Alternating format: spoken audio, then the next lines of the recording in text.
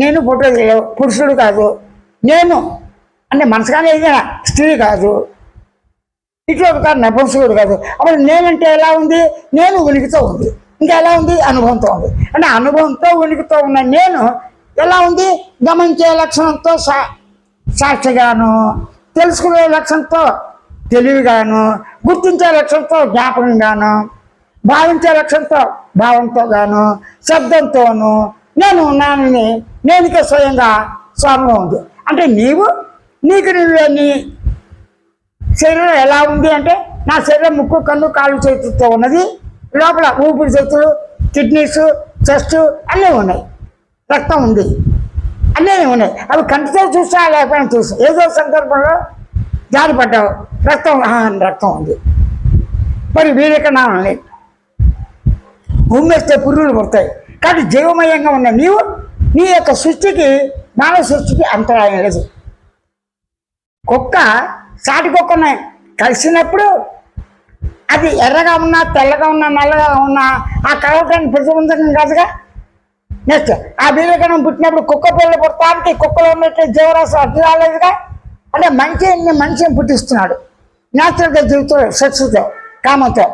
దాంతోపాటు లోపల టేపు మాంసం ఇవన్నీ రకరకాల జీవులు ఉన్నాయి కదా, వాటిని పుట్టిస్తాయి కదా, అవి వాటిని పుట్టిస్తాయి. అంటే ఏ జీవి సృష్టి ఇంకో జీవి సృష్టికి ప్రతిబంధకం కాదు. వినూత్నమైన సృష్టి రావచ్చు.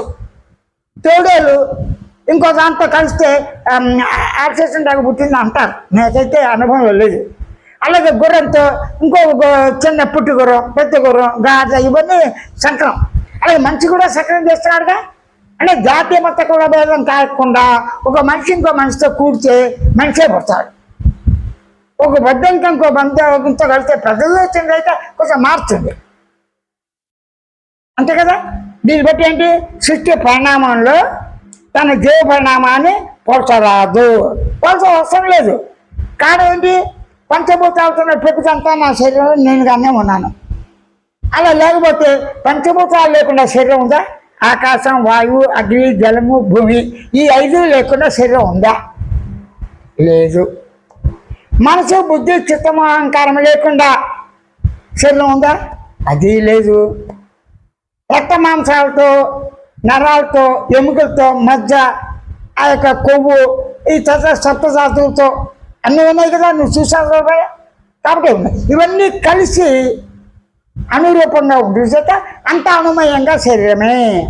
కొండ శరీరం, కొండ గుట్టలు ఎలా ఉన్న అనుమయం, అగ్నిపర్వతాలు అనుమయం, అయితే భిన్న భిన్నంగా ఉంటాయి. ఇవి వచ్చి పోతున్నాయి అంటే వాటి రూపాన్ని కోల్పోయి, నామాలు కోల్పోయి ఇంకో రూపనామాలతో వచ్చిపోయేవి అన్నవాడు ఎవరు?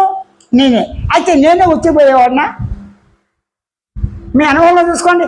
నేను నేను నేను నేను ఇలా కురిగిపాటు పడతాం.